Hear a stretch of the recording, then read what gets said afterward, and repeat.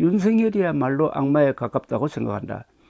필자는 공정한 검찰관이 있어서 윤을 다룬다면 짧은 시간 안에 전과 10범은 만들어낼 수 있을 것이라고 생각한다. 당선자를 처벌할 수 없는데 낙선자는 처벌받는다는 희한한 일을 필자는 정의롭고 공정하다고 말할 수 없다.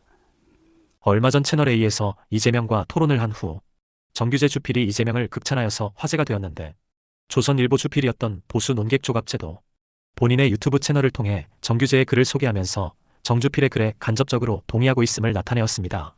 극우의 프레임에 갇혀있는 보수들은 이 글을 읽고 윤석열과 극우가 짜놓은 망상 속에서 나와서 현실을 직시하고 건강하고 건전한 보수로 거듭나기를 바랍니다. 왜 한국의 보수층이 가장 반보수적인 인물로 밝혀진 윤석열을 대통령으로 뽑았느냐 하는 이 문제는 앞으로 두고 논쟁거리가 될 것이라고 생각합니다. 윤석열에게 속았느냐, 아니면은 이재명 당선을 막기 위해서 보수층이 전략적 선택을 한 것이냐 하는 것도 앞으로 쟁점이 될 것이라고 생각을 합니다. 보수 진영에서 윤석열은 안 된다, 윤석열과 이재명 다 안 된다 라고 주장한 거의 최초의 인물은 정규재 전 한국경제신문 주필입니다. 2021년에 이런 주장을 줄기차게 했고, 이재명도 안 되고 윤석열도 안 된다, 나는 기권하겠다 이런 입장을 표명을 해가지고 보수층 안에서 비판도 많이 받았지만은 윤석열에 대한 그의 입장 그리고 분석은 이제 와서 상당히 정확하다고 보고 재조명될 상황입니다. 윤석열의 문제점을, 그러니까 윤석열의 반보수적 성격과 반보수적 어떤 정체성을 가장 먼저 알아보았다는 거죠. 그런 면에서는 선지자라고 할 수 있습니다. 선지자는 고향에서 핍박받는다는 말이 있는데, 고향이라고 하면 여기서는 보수 진영이라고 볼 수 있습니다. 보수 진영에서 가장 많은 비판을 받은 정규재 전 주필이 요사이는 내 말이 맞았지 않느냐 하고 나올 만한 이유가 있습니다. 그런 가운데서 며칠 전에 자신의 페이스북에 이재명을 어떻게 볼 것이냐 하는 관점에서 아주 흥미로운 글을 썼습니다. 논쟁적 글입니다. 이 글을 소개해 드리겠습니다. 정주필님, 이재명은 포악무도하고 사악한 악마성을 감추고는 마치 광명을 가져다주는 지도자처럼 자신을 위장한다는 것이 그를 자세히 알 수 있었던 사람들의 일치된 견해더군요. 그와 학창시절 등을 함께 보낸 분들은 한결같이 어떤 절박성을 가지고 이재명의 집권을 막아야 한다며 진실되게 앞서 말씀드린 것 같은 의견을 피력하더군요. 정주필도 경각심을 가져주세요. 악마에게 속아서 오점을 남기고 정론을 펼쳐주시고 저희를 올바르게 인도해 주세요. 이름을 말하면 누구라도 알만한 어떤 분이 이런 글을 보내왔다. 정중하게 쓰여진 글이기에 부득이 답신을 드려야 할 것 같다. 오늘 하루에만도 이재명을 악마라고 지칭한 글을 5편은 좋게 받은 것 같다. 물론 나는 이재명을 악마라고 생각하지 않는다. 악마를 어떻게 정의하더라도 그렇고, 악마라는 유사 종교적인 언어를 보는 것은 그 자체로 마음이 편하지 않다. 오히려 정치인 중에서라면 윤석열이야말로 악마에 가깝다고 생각한다. 윤석열이야말로 악마에 가깝다고 생각한다. 굳이 악마라는 기괴한 언어를 사람에 대해 사용한다면 말이다. 필자는 지난 대선에서 윤과 이재명이 최고의 자리를 놓고 다툴 때 이 두 사람을 모두 거부하면서 대선 자체를 보이콧한다고 선언한 바 있다. 필자는 지금도 당시의 입장을 공정했다고 회고한다. 필시 두 지도자를 정점으로 국민들이 분열하여 대립하고 분노를 공유하면서 진영을 결속하고 대결하는 것으로 스스로를 정당화할 것이라고 보았기 때문이었다. 이후 진행 상황은 우리가 알고 있는 그대로다. 지금의 탄핵 사태는 그 결과다. 필자는 이재명을 지극히 평범한 보통의 기회주의자라고 생각한다. 불운한 가정에서 태어나 학교도 제대로 못 다니고 고단한 삶을 버텨낸 사람에게서 드러나는 그런 잔머리의 강한 기회주의 말이다. 그에 대한 악마라는 이미지는 모든 밑바닥 출신들에게 따라다니는 장발장식의 도둑놈 이미지일지도 모른다. 필자는 잔머리를 옹호할 생각도 없지만 모든 바닥 사람들을 범죄인으로 인식하는 그런 기득권의 시각을 정당화하고 싶은 마음도 전혀 없다. 흔히 형수 욕설을 말하지만 필자는 윤과 그의 아내 그리고 윤석열의 부모를 생각하면 윤이야말로 가족 모두로부터 신뢰받지 못하는 자라고 생각한다. 가족에게서 버림받는다는 것은 무엇을 말하는 것인가? 사법시험을 9년이나 견뎌낸 기이한 삶의 치열성을 보더라도 두 사람의 우열을 비교하기는 어려울 것이다. 반항적 성격으로 따지면 윤이 더하면 더했지 덜하지 않다. 윤은 가는 곳마다 조직과 윗사람과 마찰을 빚었고 그의 결혼과 아내에 대해서는 풍문만으로도 책을 몇 권 써내야 할 지경일 것이다. 그의 아내와 처가 가족을 둘러싼 실로 다양한 풍문들이야말로 윤석열을 악마라고 비정할 때 충분히 성립 가능한 이재명 못지않은 그런 가족 이야기가 된다. 이재명의 이미지에 가장 치명적 상처를 준 것은 형수와의 욕설 대화일 것이다. 가족 내 불화는 누구에게나 존재하지만 그렇게 심각한 욕설이라니 우리를 당황하게 만드는 것은 분명하다. 우리는 아직도 윤의 부모에 대해서 모른다. 그는 자녀도 없이 강아지만 여러 마리를 키운다. 이재명은 공짜 연애라고 불리는 스캔들이 문제였고 형수와의 욕설 대화, 정신질환이 심해가는 형과의 진흙탕 갈등이 문제였지만 말 안 듣는 아들이 있는 보통의 가정을 나름대로 지켜냈다. 그 점이 오히려 차이점이다.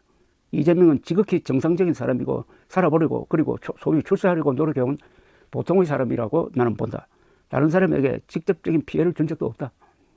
굳이 악마라는 괴이적인 언어를 쓴다면 윤이 오히려 그런 쪽이라고 필자는 감히 주장한다. 윤은 문재인 지시와 원호에 힘입어 박근혜를 구속했고 국정원장 4명 모두를 감옥에 보냈으며 200여 명의 전 정부 고관들을 역시 감옥에 보냈다. 사법부 적폐청산을 구호로 양승태 대법원장 등 14명의 고위직 판사를 재판정에 세웠고 70여 명 판사들의 옷을 벗겼다. 불법, 무법, 편법 천지가 되고만 오늘의 참담한 정치는 바로 그 결과다. 필자는 윤과 그를 지지한다는 사람들을 보면서 왜 최악의 인물이 최고의 자리에 오르는가 하는 하이예크의 고뇌를 깊이 공감하게 된다.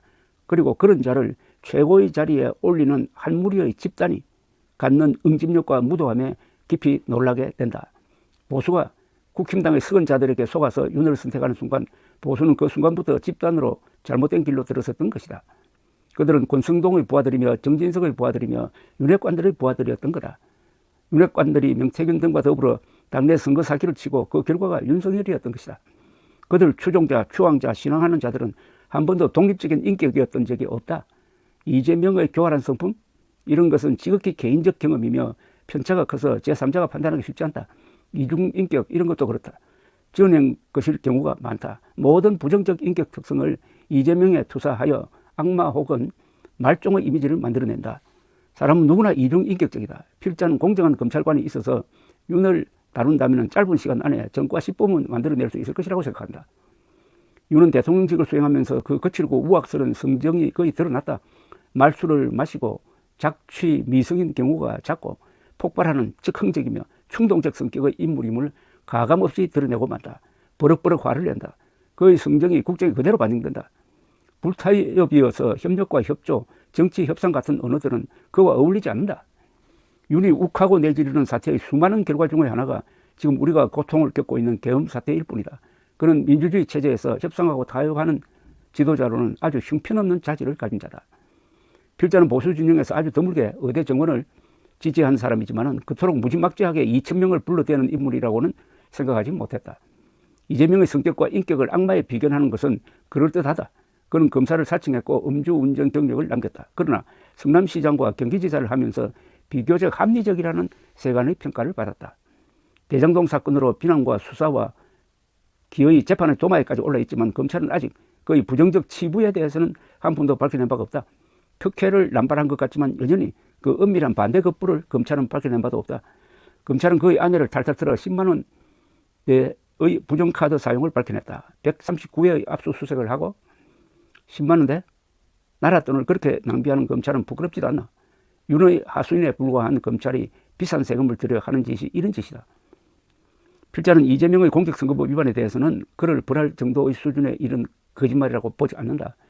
김문기를 모른다고 하는 거짓말, 국토부로부터 백현동 부지 용도 변경에 대한 압력을 받았다는 거짓말, 검사 사칭 사건과 관련한 위정교사죄에 대해서도 필자는 아주 다른 견해를 갖고 있다. 검사 사칭 제목은 천한 존재, 기어 오르려는 바닥 인물에 대한 기득권의 발길질이었다고 생각한다. 이재명의 거짓말 범죄에 대해서 처벌할 수 없다고 말했을 때 거의 대부분 필자의 사회 친구들이 떨어져 나갔다.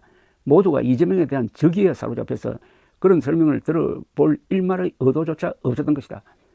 공직선거법의 거짓말 범죄는 소위 당선 무효형을 받으면서 종료된다. 그러나 당선 무효라니 이재명은 당선된 적이 없다. 그는 낙선자다. 당선자는 윤석열이다. 윤은 온갖 거짓말을 하면서 당선되었다. 그는 아내가 정권 투자를 해서 약간의 손실을 봤을 뿐 주가 조작은 어림이 없고 장모는 다른 사람에게 10원 한 장 손실을 준 적이 없다는 등의 거짓말을 태연히 해댔다. 그러나 그는 처벌받지 않았다. 당선자를 처벌할 수 없는데 낙선자는 처벌받는다는 희한한 일을 필자는 정의롭고 공정하다고 말할 수 없다.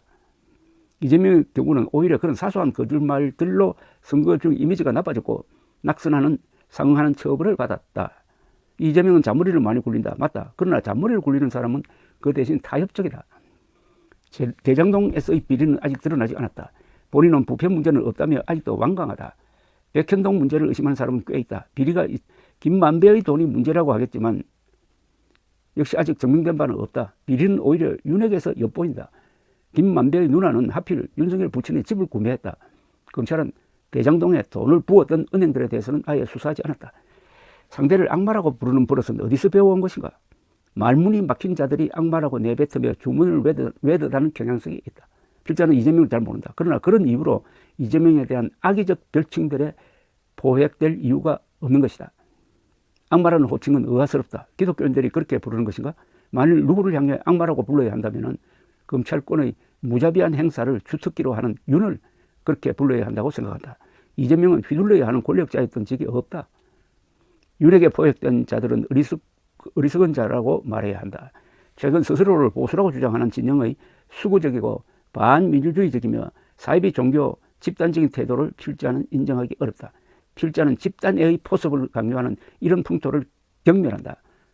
집단에는 그것이 광우병 집회든 촛불이든 광화문이든 지성이 없다. 이상입니다. 감사합니다.